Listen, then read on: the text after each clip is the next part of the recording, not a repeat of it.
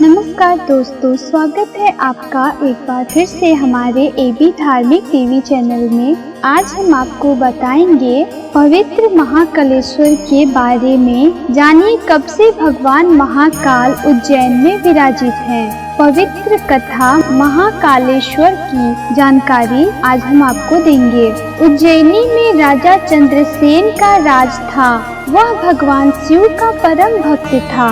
शिव गणों में मुख्य मणिभद्र नामक गण उसका मित्र था। एक बार मणिभद्र ने राजा चंद्रसेन को एक अत्यंत तेजोमय चिंतामणि प्रदान की। चंद्रसेन ने इसे गले में धारण किया तो उसका प्रभा मंडल तो जगमगा ही उठा। साथ ही दूरस्थ देशों में उसकी यश कीर्ति बढ़ने लगी। उस मणि को प्राप्त करने के लिए दूसरे राजाओं ने प्रयास आरंभ कर दिए। कुछ ने प्रत्यक्ष मांग की, कुछ ने विनती की। चूंकि वह राजा की अत्यंत प्रिय वस्तु थी, अतः राजा ने वह मणि किसी को नहीं दी। अंततः उन पर मणि आकांक्षी राजाओं ने आक्रमण कर दिया। शिव भक्त चंद्रसेन भगवान महाकाल की शरण में जाकर ध्यानमग्न हो गया। जब चंद्रसेन समाधिस्थ था तब वहाँ कोई गोपी अपने छोटे बालक को साथ लेकर दर्शन हेतु आई। बालक की उम्र थी 5 वर्ष और गोपी विधवा थी। राजा चंद्रसेन को ध्यान मग्न देखकर बालक भी शिव की पूजा हेतु प्रेरित हुआ। वह कहीं से एक पाषाण लेकर आया और अपने घर के एकांत स्थल में बैठकर भक्ति भाव से शिवलिंग की पूजा करने लगा। कुछ देर पश्चात उसकी माता ने भोजन के लिए उसे बुलाया, किंतु वह नहीं आया। फिर बुलाया, वह फिर नहीं आया। माता स्वयं बुलाने आई तो उसने देखा बालक ध्यान मग्न बैठा है और उसकी आवाज सुन नहीं रहा है। जब क्रुद्ध हो माता ने उस बालक को पीटना शुरू किया और समस्त पूजन सामग्री उठाकर फेंक दी। ध्यान से मुक्त होकर बालक चेतना में आया तो उसे अपनी पूजा को नष्ट देखकर बहुत दुख हुआ। अचानक उसकी व्यथा की गहराई से चमत्कार हुआ।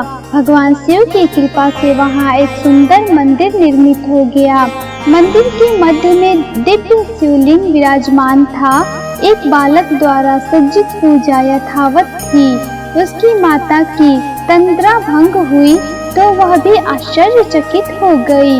राजा चंद्रसेन को जब शिव जी की अनन्य कृपा से घटित इस घटना की जानकारी मिली तो वह भी उस शिव भक्त बालक से मिलने पहुंचा।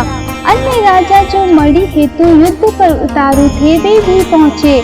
सभी ने राजा चंद्रसेन से अपने अपराध की क्षमा मांगी और सब मिलकर भगवान महाकाल की पूजा अर्चना करने लगे। तभी वहाँ राम भक्त श्री हनुमान जी अवतरित हुए और उन्होंने गोप बालक को गोद में बैठाकर सभी राजाओं और उपस्थित जन समुदाय को संबोधित किया। शिव के अतिरिक्त प्राणियों की कोई गति नहीं है। इस गोप बालक के अन्यत्र शिव पूजा को मात्र देखकर ही बिना किसी मंत्र अथवा विधि विधान के शिव आराधना कर शिवत्व सर्वविध मंगल को प्राप्त किया है। यह शिव का परम श्रेष्ठ भक्त समस्त गोप जनों की कीर्ति बढ़ाने वाला है। इस लोक में यह अखिल अनंत सुखों को प्राप्त करेगा व मृत्यु परांत मोक्ष को प्राप्त करेगा। इसी के वंश का 8वां पुरुष महायशस्वी नंद होगा, जिसके पुत्र के रूप में स्वयं नारायण कृष्ण नाम से प्रतिष्ठित होंगे। कहा जाता है भगवान महाकाल तब ही से उज्जैनी में स्वयं विराजमान है। हमारे प्राचीन ग्रंथों में महाकाल की असीम महिमा का वर्णन मिलता है। महाकाल साक्षात राजाधिराज देवता माने गए हैं। आशा करती हूँ आपको ये जानकारी पसंद आई होगी। धन्यवाद।